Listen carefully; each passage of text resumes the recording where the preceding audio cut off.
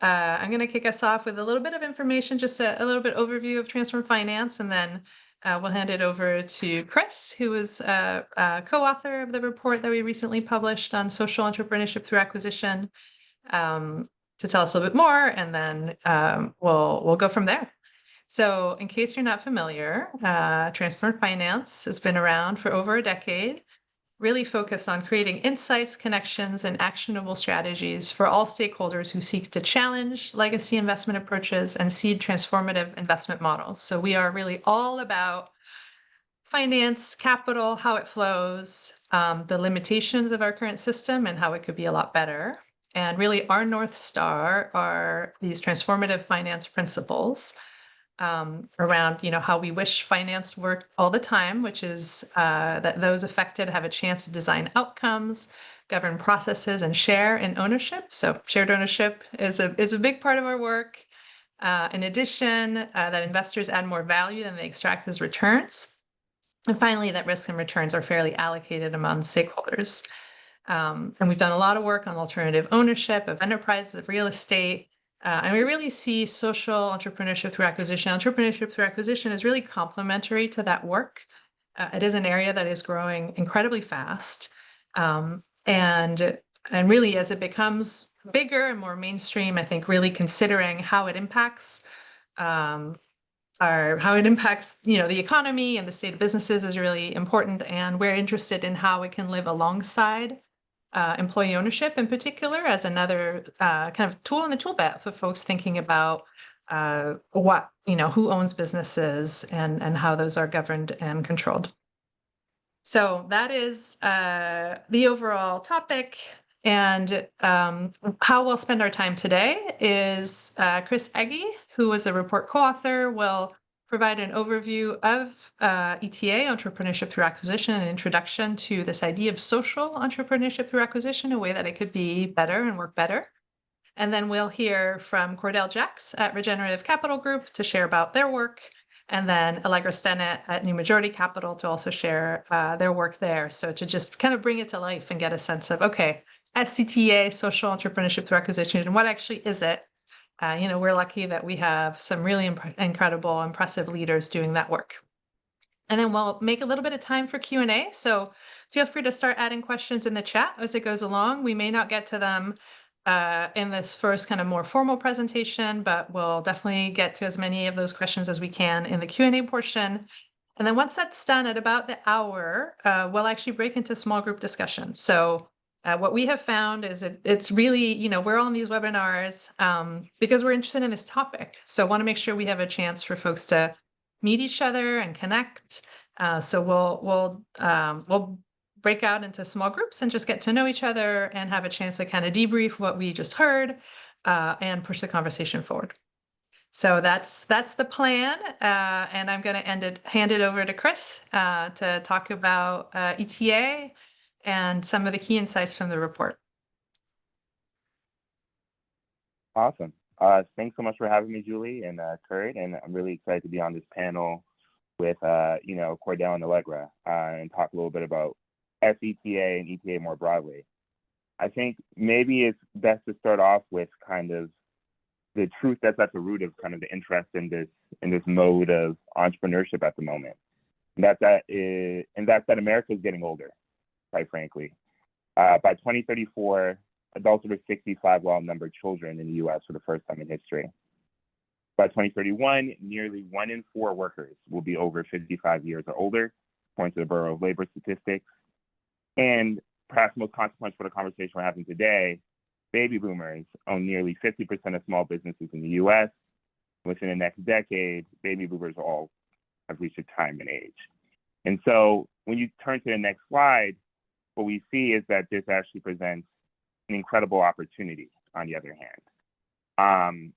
With this aging population, we're entering into this moment of transition where massive amounts of wealth, business ownership, and employees are going to be impacted by what happens with this next generation of business ownership. So 2.9 million American small businesses are expected to change hands as baby boomers retire, many of which actually don't have succession plans in place. The numbers close to 80%. This is because a lot of small business owners, their families don't want to take over the business when they exit, and some of these businesses aren't able to be financed for acquisition. But also there's a big problem with leadership. Who will lead these businesses after the leaders retire? These businesses are associated with $10 trillion in asset value. And so this is a question of not only who's going to own businesses for the next generation, but who will own wealth. As you think about the massive wealth transfer that is occurring between generations. And then the last point, and this is perhaps the most crucial, 25 million American workers are impacted by these businesses. And so as people think about what's going to happen to these 2.9 million businesses that are going to transition, it's not a question of just wealth and equality. There's also a question of what happens to the stewardship of these employees and their careers, their families, and the livelihoods that they support. And so with all this kind of up for grabs, there's a question as to what does the next generation of business ownership, particularly small business ownership, look like in America? If you turn to the next slide, you'll see that an answer to that question was kind of formulated, with this model of entrepreneurship through acquisition. And so with this model, what you see is a business model that has essentially came up with different ways of acquiring businesses. And so when you think about it from a supply lens, there's a portion of small businesses in the US that meet the criteria for ETA. These businesses are about 1 to 5 million in EBITDA. They typically have recurring revenue, stable cash flow, and they exist within a large fragmented market where there's less competitive deals, which leads to kind of the next point, which is that these businesses are attractive from an entry multiple standpoint. Most businesses within this space trade between 3 to 6 times EBITDA, which is a very attractive price relative to more established businesses that tend to trade actually nearly twice, at prices nearly twice on a relative basis. This means that businesses that are bought at these attractive multiples have much more room for kind of runway in terms of being able to exit at attractive prices.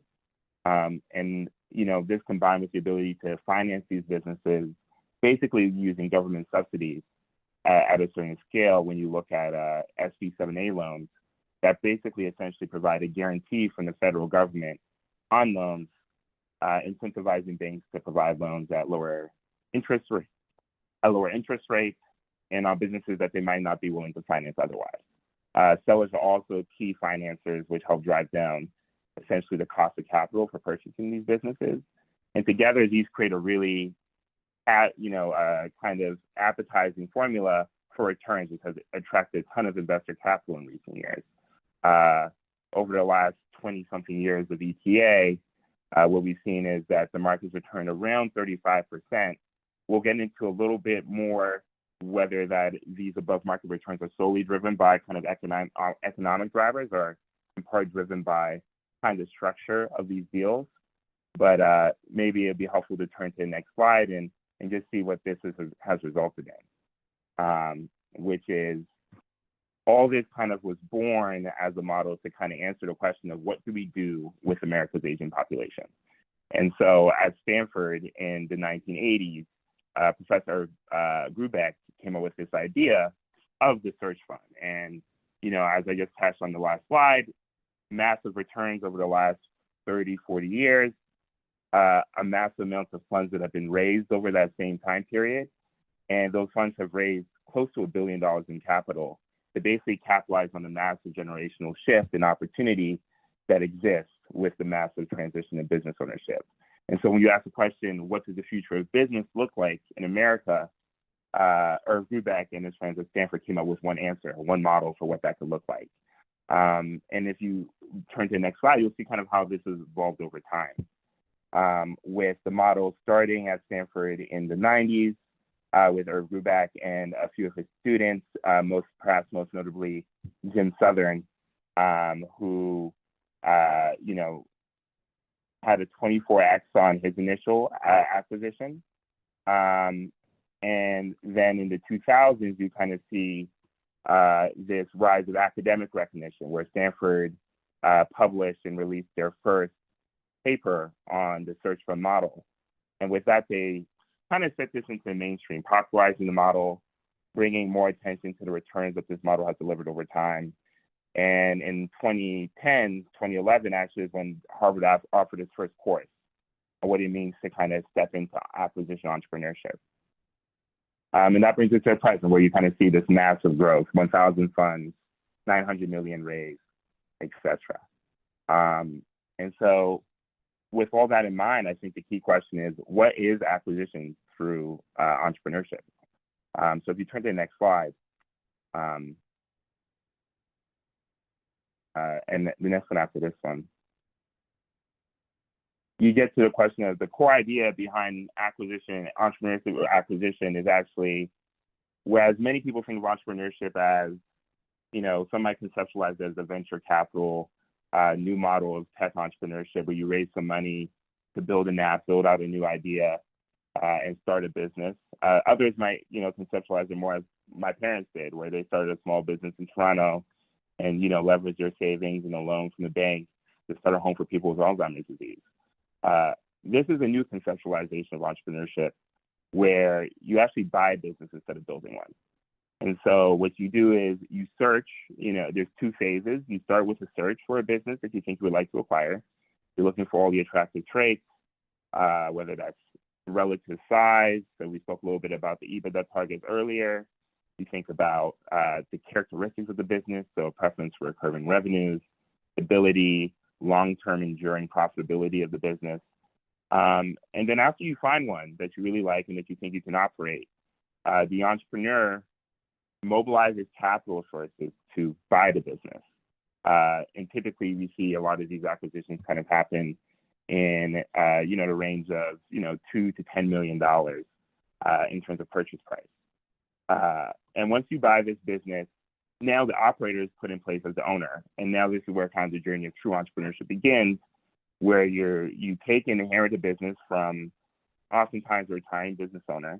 And now you're placed in the seat of, you're overlooking the employees, you're acquiring new customers. You're trying to navigate this business from the seat of the owner. And this model has been really attractive to people coming out of business schools, people who are interested in entrepreneurship, because unlike the venture model, unlike the small business model that I kind of highlighted with my parents, you don't have to come up with a new idea.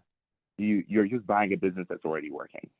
But if you go to the next slide, you'll see that this is an interesting journey that kind of carries across a few stages, right? And is actually challenging in its own unique rights, in a different way than traditional entrepreneurship might be. And so it begins with the fundraising process, you know, depending on the model that you're embarking on, and we'll touch on the models in a second, where you begin by looking for capital to, one, fund your time that you're spending searching for the business.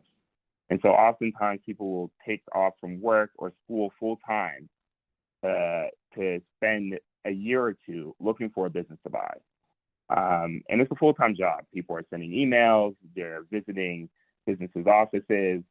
As the market's gotten more competitive, which we'll get into more detail in a second, it's become harder to stand out. And so you're seeing people kind of embark on, you know, almost polar ways of approaching it, whether it's just mass outreach or a more kind of a hand-tailored approach where people are writing handwritten notes to business owners, trying to convince them to give their life's work up to someone who oftentimes doesn't have any experience within that industry. And once you've kind of done that hard work of laying the groundwork of finding the business, but more importantly, convincing the retiring business owner to sell you the business, you have to mobilize the capital, the technical expertise, lawyers, accountants, due diligence providers to help you actually consummate an acquisition of this business. You're often working with a bank to help provide a senior debt to buy the business, kind of like how you would see in a traditional LBO or the buying of a house through a mortgage. And you put that mortgage on the business, and you basically pay down that debt using the profits from the business during the operation phase. And during the operation phase, often in the first year, there's a transition period where the new business owner is learning the business from the previous business owner. Many times within this space, investors are honestly making a bet on the idea that the entrepreneur can figure it out. Oftentimes they don't actually have experience in the industry. So you might see someone buy a business in healthcare, without being a doctor or having prior experience in healthcare. What they more hope, investors hope, is that the operator brings a general business acumen, knowledge of financial markets that can help them navigate this journey. All looking with eyes towards an exit, where the investors typically, if it's a funded search, and I'll talk about this in a second, are able to have a preferred return that leads to kind of the 35% model we kind of spoke about earlier. And then the entrepreneur has more of a venture-like return, where if they do exceedingly well, they'll get 30% of the profits and proceeds from their running of the business. But in worlds where they don't stay with the business for the full duration, the business doesn't perform, they might end up with closer to 10% of the business at the point of sale. And so if you turn to the next slide, you'll see that these questions, how you go about searching, how you go about fundraising, differ across different routes to this idea of acquisition entrepreneurship. And so for some people, the model is more focused on beginning with a funded search. And so this is a world in which when you go out to the market to kind of look for a business for those 1 to 2 years, you're receiving capital from external investors who basically subsidize your wages over that time period. Typically what we see is that people are paid anywhere from $100,000 to $150,000 for those 1 to 2 years to basically find a business to operate. There's a few different models of how that actually works. The traditional model, which is kind of what Irv started at Stanford, people raise $500,000 to $1 million for that search period. They get a consortium of investors, and then they embark on that search. New models have kind of emerged more recently. You've seen accelerators, which actually, there's 2 modes of accelerators. One is more involved, where essentially they help you find the business over that 1 to 2 year period, and then they get increased equity stake in the business at exit. And then more recent is this long-term hold, where people raise more capital up front with a vision of not exiting in 5 to 7 years, but with a 10 to 20 year time horizon. The alternative, though, is to actually fund your search process yourself. And it's called a fundless model here.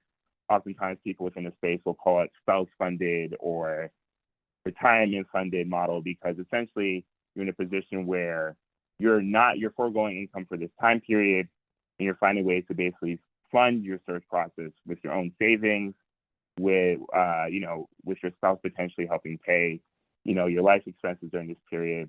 And then eventually, when you do make the purchase, however, you don't have to give up so much of the upside to the searcher, to the investors, as you would in the funded model. On the next slide, what we'll touch on, however, is kind of how all this kind of creates an interesting pie of emerging dynamics within the ETA space that, leads to really interesting questions.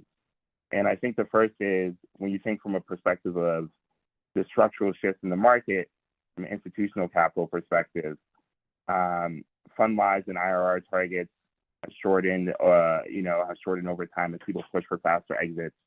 And so institutional capital in the mode of people actually raising funds solely to invest within the search fund ecosystem. You've also seen more competition. People have seen these high returns, have decided to enter the market themselves. And so with that, you've seen prices of deals, which is like a key vector that has driven kind of the returns to date, really increase. And that's really, put pressure on searchers to think maybe less about the operation of the business and more from a financial engineering standpoint of how can I execute this deal such that my upside is maximized. You've seen private equity influence, where PE is basically using EP as a way to build platforms that they can buy and roll into larger platforms. And that's kind of also had an effect on searchers' incentives, where you're basically running the business to package it up to eventually sell to private equity. Whereas kind of more early renditions of the model actually saw people operate these businesses for 10, 20, 30 years, look at it more as a career rather than as an asset that you can flip to a buyer at a later date. And all these have kind of led to compressed yields, as increased competition has led to people exiting, with thinner margins for returns. And all this is really essential when you think about this as a proposed solution to this idea that there's a massive transition happening. These shorter horizons have led to people holding companies with less of a mindset where I'm investing in the location that I'm moving to. Let's say I'm buying a business in the Midwest in Iowa. I'm going to be there only for 5 to 7 years rather than thinking about this is where I live now. I'm investing in this community and the people who live here. My family's a part of this community. And it leads to a different way and more attractive way of running a business where people are maybe more prone to do layoffs, more prone to cut costs. You think about the business purely from the perspective of how do I provide return to my investors? How do I get the most returns for myself at the end of this deal? And all this kind of has led to an erosion of stewardship as a mindset of this is a business that is now my life, and this is a big part of who I am. Rather, now people view this oftentimes as a stepping stone to a career as an investor at a later date. I get my first deal done in 5 to 7 years. After the 7 years, I can start investing in deals and move on. Finally, I think perhaps most interestingly is this question of pipeline exclusivity. Who even gets to embark on these searches? 70% of searchers in the traditional model have MBAs from the elite school, with the majority of them being from Harvard or Stanford. And there's a real priority placed on people who maybe have even less experience within these industries than people with more diverse backgrounds might have. Again, there's a heavy tilt towards men within the searcher ecosystem, with the vast majority of searchers being white males. And, similar to what you see in other investing asset classes, there's a lack of diversity from a racial perspective as well. And so with all these confluence of factors of search and some of the harms that it actually potentially exacts, not just only on the communities that people invest in, but also on the searchers and the people who actually don't get to embark on entrepreneurship through acquisition. There's a question of how can we make this a more equitable way of trying to address some of the succession crisis. And so if you flip to the next slide, you'll see kind of the culmination of a report is this idea of social entrepreneurship through acquisition. What does it look like to leverage the tools of entrepreneurship through acquisition, which is bringing new leadership into businesses where the leader is retiring, that enables the leader to basically not sunset their business, but to transition it to the next generation, leveraging the capital markets to help facilitate a transition such that the business can remain a going concern, to basically keep these communities and these businesses that are so essential to these communities running in the way they need to be. And in this model, we kind of conceptualize this across 4 levers. The first being entrepreneurship, access, and ownership pathways. So in the traditional ETA approach, we spoke just now about how it kind of focuses on predominantly elite MBA-driven pipeline with high barriers to entry. Honestly, I worked in finance prior to coming to business school, and I didn't even know what search was. This is really a niche community that primarily exists on business school campuses, and has historically not been very open to outsiders. The sETA approach is actually to create more pathways into this industry such that more people have the opportunity for immense wealth creation that this business model provides, but also brings a diverse perspective as to how to operate businesses, how to work with the type of employees that exist in many of these businesses who are often working class, and people who have backgrounds that are maybe more aligned with that.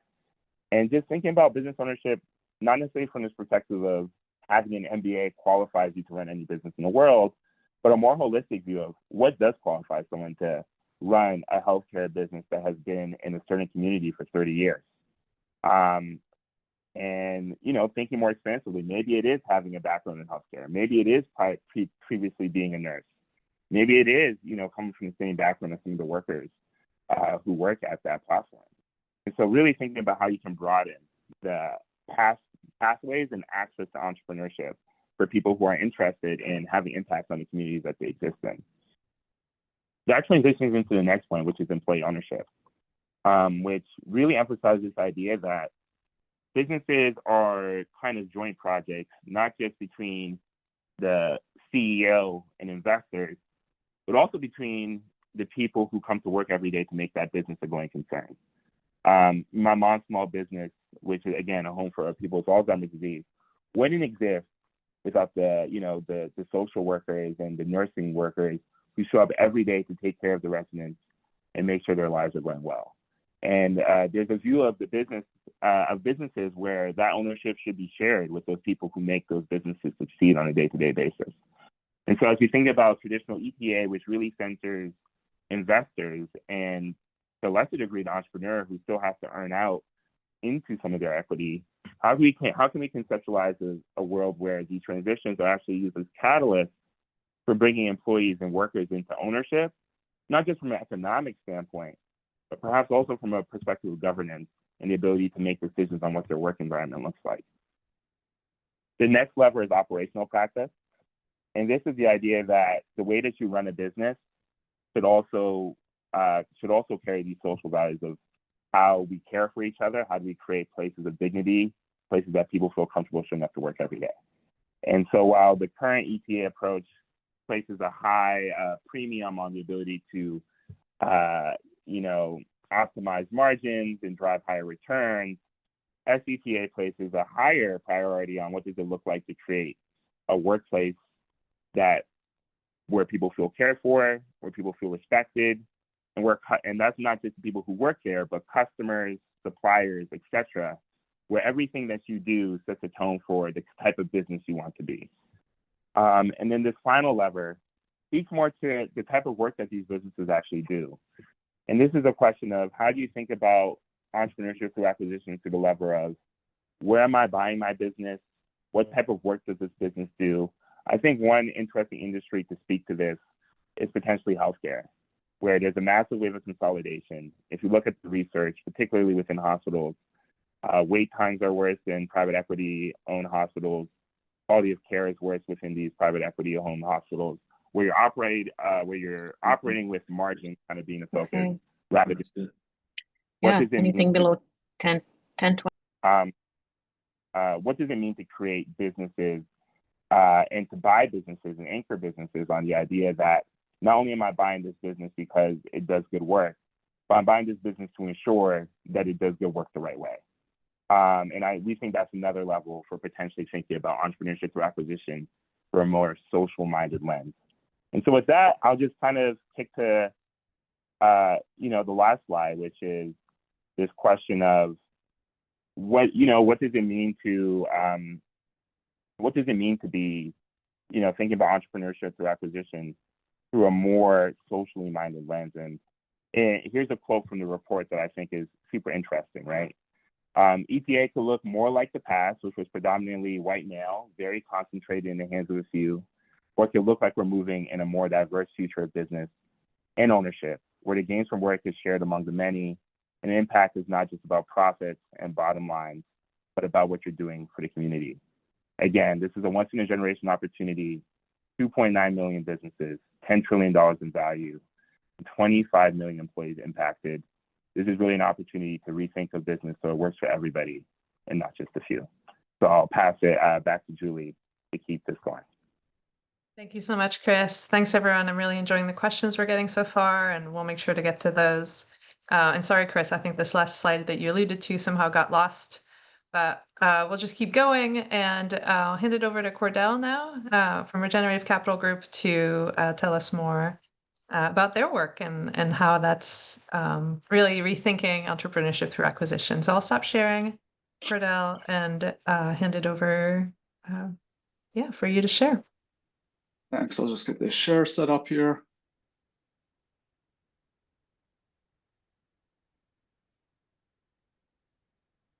Can you see my slides? Yes. Okay, great.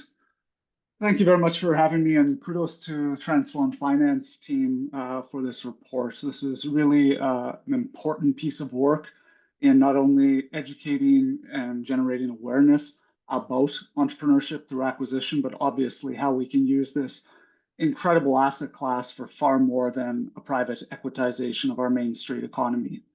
And so with that, my name is Cordell Jacks. I'm one of the co-founders, CEO, and general partner of Regenerative Capital Group. And this organization came together based on a long history of relationship between my business partner, Mike Miller, and I, who launched this fund.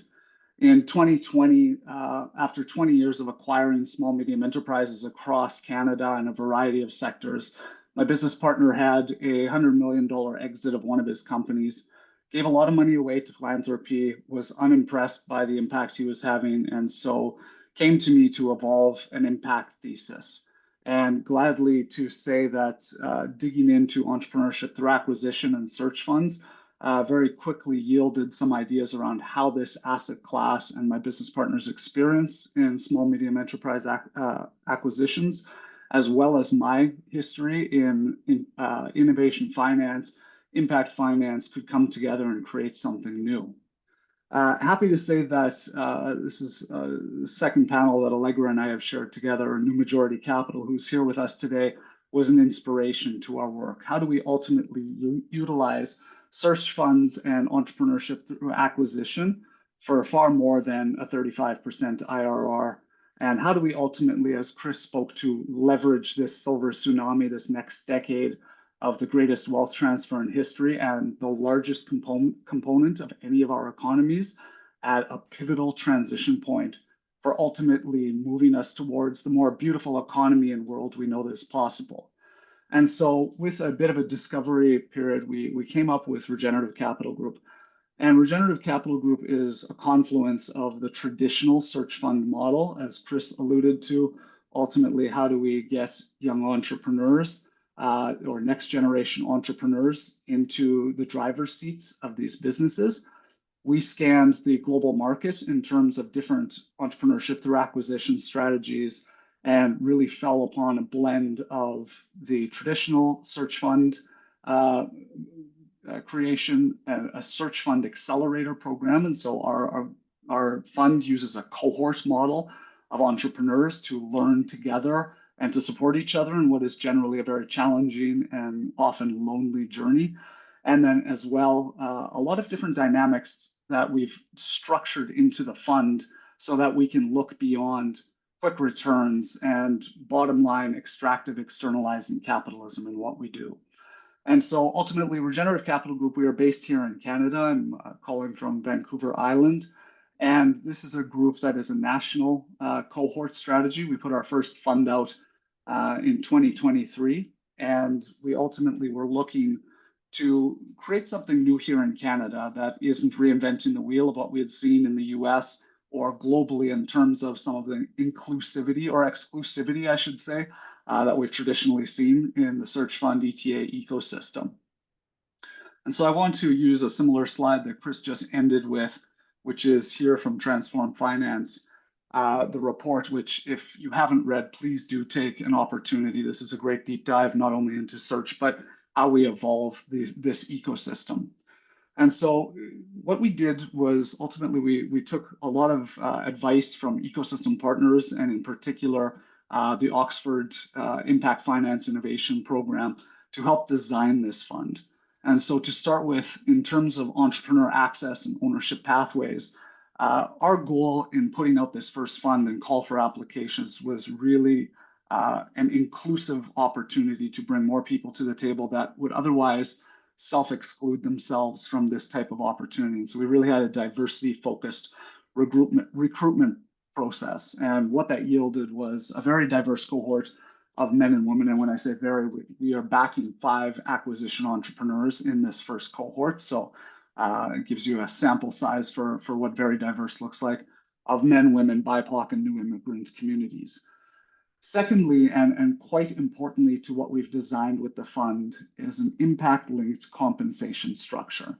And what that means is our GP carry at the fund level, the CEOs and residents, as they become CEOs, their equity vests and their team's profit sharing vests as they return not only traditional financial metrics, but ultimately regenerative achievements through the business and the ecosystem that they steward. And I'll speak more to that in a second. But what's really important in this impact-linked compensation structure is there are so many forces that are pulling us back into bottom line profiteering capitalism. And what this structure has allowed in the fund is to ensure that there's no greenwashing potential, that our CEOs won't vest equity if they just return to short-term capitalism, short-term decision-making, that we won't get carry at the fund if we don't do that. And so ultimately, we've structured the DNA of this fund and the acquisitions that we make, the portfolio companies, so that they must look to an abundance mindset that goes far beyond what they have traditionally looked at.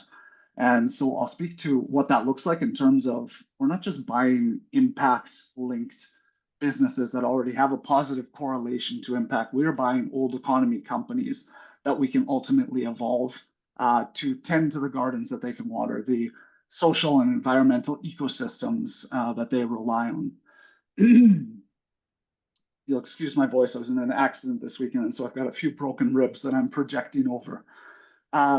Thirdly, as we look into operational practices, we really look at not just how we put a more diverse and inclusive network of CEOs and residents into these opportunities and into the leadership positions of these companies, but how do we ultimately evolve the DNA of these businesses? And so a big part of that is we invest a lot of time and a lot of money into the regenerative development training of these CEOs in residence. And so what that means is ultimately, with the support of the Regenesis Institute in Santa Fe, as well as Carol Sanford's business community, we support these entrepreneurs to ultimately unlearn a lot of their business schoolism in extractive externalizing bottom line capitalism, and then ultimately learn what are living systems principles that they can put at the heart of the value creation strategies of these businesses. Not only the strategies of value creation, but in ultimately their relationship, their decision-making across the stakeholder ecosystems that they inherit. And so ultimately, with the support of our LPAC, our Limited Partner Advisory Committee, the fund, and the CEOs, we carry out an annual regenerative chartering process, meaning that we decide on what are the value creation strategies that this portfolio company is going to look like, ensuring that we are on target for taking care of a wider flourishing of environmental, social, and economic impact, and ensuring that we will vest equity and we will move forward with the partnerships that we have within these CEOs and their businesses. And then last point here is on business impact on the community and society. Some blue spray paint got across our slide here somehow, but ultimately we designed this fund as a permanent capital vehicle, and so a holdco model that ultimately allow us to create fit-for-purpose capital and financing structures that allow for true regenerative growth, which does take some time to implement and to actually see the benefits of in these businesses, and ultimately exits of the businesses that make sense. And so there's no arbitrary fund timelines that we need to flip the business in 6 or 7 years or even 10 plus 2 years. The investors that come on board as financiers of this fund ultimately know their capital is tied up for a minimum of 7 years. Their liquidity options going forward are ultimately annually, and so we do a net asset valuation of the portfolio of companies annually, and so once a year on year after that, they can seek liquidity from the fund with LP's right of first refusal to buy out that capital. And so our investors can stay on board for quite a long time. We seek often, because of the nature of this asset class, to redistribute the principal of these investments in year 6 to 7, meaning that these businesses, which are highly leveraged, 50% senior debt and 25% seller's note, structured much like traditional search fund capital, once we refinance these businesses after they've paid off their debt and oftentimes have grown almost double in that period, our investors get their money back. They get an annualized 6% hurdle rate and carry. And then that going forward means they own 75% of the portfolio of companies, which allows them to get out whenever makes sense for them. And again, does not force us as a fund or our entrepreneurs to make short-term investment decisions for an arbitrary or an artificial exit strategy. We feel that's critically important to ultimately evolving, regenerating, and moving forward these businesses towards exits that might be employee ownership trusts, ESOP models. In one of the companies we're about to announce acquiring, we've already signed a right of first refusal for the local Indigenous community to be the exit strategy of this business. And so we really take a contextual approach to what makes the most sense for these types of businesses based on their people and place-based essence and natures. So very Cordell, I'm quickly. sorry to cut you off, but I think we have to switch over to Allegra. So Okay. let's make sure folks who want to hear more about you, if you want to share your contact in the chat, and then we'll also share that in the follow-up. Just want to make sure we don't squeeze Allegra's time too much. Absolutely. That I was want the to end know of so much more, but I'm sorry I have to be the Not mean at one all. here. Thanks for facilitating. That was the end of my time, and happy to share my contact for anyone who wishes to learn more. Thank you, Cordell. Excited to hand it over to Allegra Sennett, who is at New Majority Capital, to tell us more. Thanks, Julie. Just sharing my screen here. Let's see. Okay. Can you all see the screen presentation? Yes. Yep, Okay, it's great. working. Alrighty. So I'm Allegra Stennett, one of the co-founders of New Majority Capital. You see my other co-founders on the screen, and I'm going to blast through this so that we can get to some of your burning questions. NMC, we are an impact investment firm. We provide essentially two things: training and capital for entrepreneurs to acquire and scale existing small businesses, typically in the $500,000 to $2 million EBITDA space. We are exclusively focused on the self-funded acquisitions in the United States. So that's the model. We'll jump into what that means and essentially how our model. Oh, can you still see my screen? It went away for me. Yeah, now we're seeing like a LinkedIn page of your co-founder. Okay, sorry, 1 second here. My presentation just went out on me. It escaped. It escaped. Sorry about that. No worries. It's Oh, there. amazing how many times we've all done this, and still, there we go, it's back. Okay, great. I think I clicked on his picture and technology went to his LinkedIn page.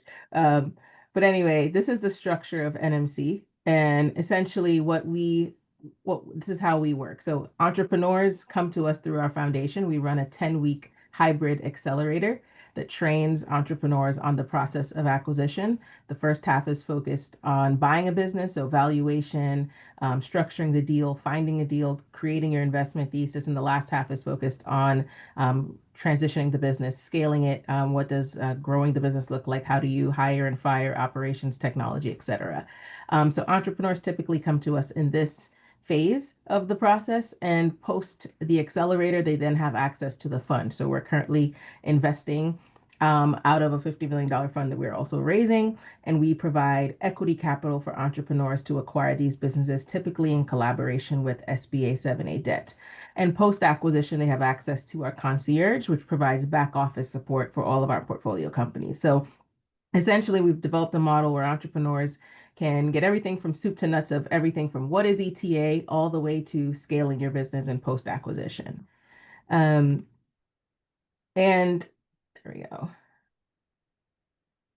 Okay, and so this is our model in terms of the cohorts. So since 2023, we've launched 11 cohorts across the country in 8 cities. And as a result of that, we've trained 370 alumni, and we've closed on 36 acquisitions. So our fund is industry agnostic. With a few exceptions, we don't do restaurants, retail, standalone real estate, and then any sin industry, supposedly that a bank wouldn't lend to. So cannabis, gambling, tobacco, et cetera. Everything else is fair game as long as the deal is within the United States. And since then, with the support of our partners on the screen, we've been able to close on 36 acquisitions, 9 of which have been in our fund.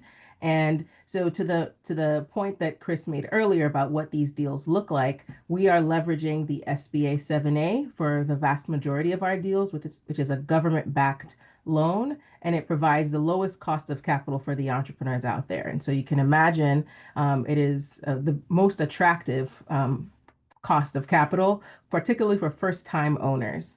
And so that is the model that we are coming in, where in majority of our deals, we are seeing some seller financing in addition to the equity that we put into the deal. So what that looks like is if you're buying a $5 million business, the SBA will say, okay, you need to come to the table with $500,000 as a down payment. They will finance the remaining 4.5.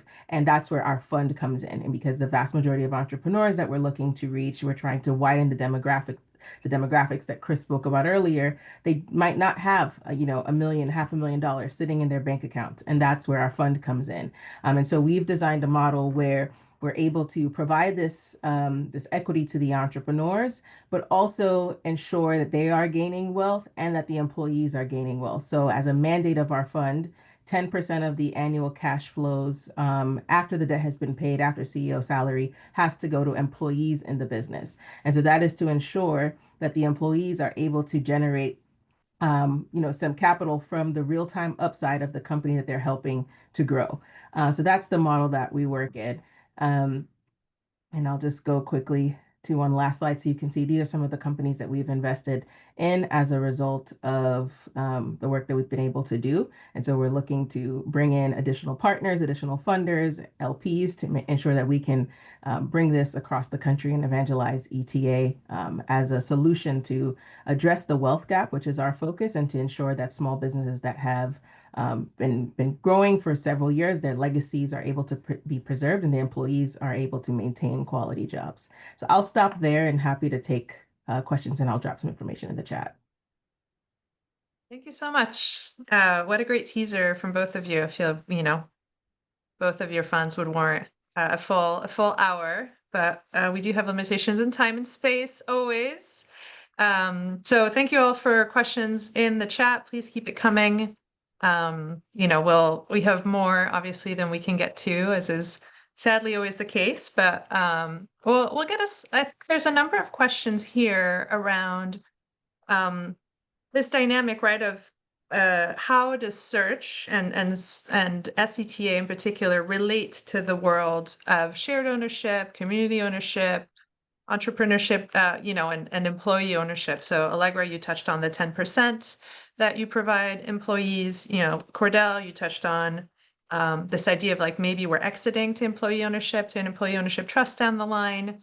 Anne has a question around, okay, well, if we're going to exit to community or ESOP, like why this phase of having someone and come in and buy the business? So would love Allegra and Cordell, if you could just touch on how you think of that shared ownership dimension, employee ownership dimension, and how that plays into how you think about your model, if at all. Yeah. So Allegra, go ahead. Yeah, so we don't prescribe any specific, like whether it's an exit model to our entrepreneurs. We give them the agency to determine what is it that they would like to do. However, they are exposed to all of the different options. And we also run a program called Succession Ready, where we train existing business owners on the process of acquisition and selling their businesses. And obviously, employee ownership is a very popular now concept and option for them. And so from our perspective, we've embedded a layer of employee ownership into the fund, and it's a non-negotiable mandate at the 10% distribution on an annual basis. And from my perspective personally, I think employees, it's ideal, particularly when we look at the United States, where the average employee can't afford a $400 emergency that can cause financial ruin for them. It's important for them to have cash in their hands. And so I like the model of being able to give them cash at the end of the year based on what the company was able to do in that year, as opposed to waiting until retirement or other models where they're not being able to meet an immediate need. So that's how we've baked that into our model. And the 10% is a minimum, not a maximum. And so, I am pleased that we're able to offer that to the employees of these companies that are in our portfolio, where the employees are able to benefit in real time. Great, thanks to you. Cordell, what about you? Yeah, and to Anne's question here, we're, and similar to Allegra, we're non-prescriptive in terms of the exit outcome to these businesses. We really take a contextual approach. We're big fans of employee ownership models. We're big fans of cooperative models, all sorts, but it really depends on what the contextual nature of that business is. I would say, though, that ownership is but one aspect of what we're trying to look at in the business here. And so, for example, we can still have an extractive business that goes into an employee ownership model. What we're really trying to do is work with the business in real time to look at where is it still extractive, externalizing bottom line capitalism that the value creation strategies of this business are founded upon. And how do we ultimately evolve that? Because if we don't do that, and yet we still put it into a wider dispersed ownership model, we're not fixing the underlying issue of what a lot of businesses in transition are ultimately founded upon. And so I think there's a both and here. Thank you. Thank you both. I want to go next maybe to a question from Sue about the investors who are interested in these models. So, Chris laid out kind of what the default proposition is for an investor putting money into a funded search, and it's quite attractive. And I'm curious, when you're raising, what does it mean to be raising into the funds that you have and the profile investors that you see who are willing to maybe trade off some return for community impact, or maybe they don't see it as a trade-off. So curious to hear, in Cordell, you talked about impact-led compensation, you talked about a permanent capital vehicle. So maybe say a little bit more about the profile of investors that you're finding are interesting. And then curious to hear from Allegra as well. Yeah, sure. It's a great question. So the investors in our fund are all impact investors. And so we get a lot of traditional search investors coming to us that are looking for the 35% IRR and then diversifying in a Canadian context oftentimes. Most of those investors we're not taking on board. We're really looking at investors who want to see the underlying DNA of these businesses evolve in what they're doing. And so with that have come a lot of family offices and institutional investors who say, great, I love the asset class and its historical returns. We don't need a 30% IRR on this. What can we do if we actually cap IRR? What would you do with the additional dividends or the additional profit on this, which allows us to take a more patient and a more explorative mindset towards what these businesses can actually evolve to. And so values alignment at the core of who our investors are and what the somewhat emergent journey that they're getting on. And I'll just say one last piece on this, which is without coming in with prescriptive outcomes, exit outcomes, and without coming in with prescriptive, these are the SDG alignments or 80 B Corp metrics that matter here. Ultimately, how do we evolve these businesses? It's a relationship of trust that comes between our CEOs, our investors, and the fund to allow for what none of us can ultimately prescribe as the solution to all fixes here. Thank you. Thank you for that. Allegra, what about you? Yeah, first, we have investors all across the spectrum. We have several that are impact investors like, Skoll Foundation and MetLife that were on the screen. And then we have others that are more financial returns driven. However, ETA is a model in which you're able to get those returns and also the impact. And so for some of our investors, we've been on an education journey with them. We've done like ETA 101s. And if, that's any of you that are interested in getting into this space and perhaps your organizations, your IC needs just some education, we're happy to do that and facilitate those conversations just to understand what does this look like. Because particularly it's a newer asset class, even though it's not new to the industry, but it's just new to a lot of folks that perhaps have looked at venture and other models. And so we are willing to be on that journey and educate folks along the process because, like I mentioned, ETA is something where the returns are there both financially and on the impact side. Yeah, thanks, Allegra. And I think that piece, right, the model of new majority capital, where it's like with a 7A loan, it's like a slightly different structure than some of the other funds too. So there's definitely that additional, I'm hearing from both of you, kind of that journey component. Let's take one last question. I am very grateful to Richard for the magic wand question. It's always fun to hear. If you had a magic wand, what would you do? What would you do to, kind of keep it open? What would be your wish? Whoever wants to start first. I think there's a few things. If I had a magic wand that I would do, I think immediately, obviously, is funding more models that are focused on impact and financial returns.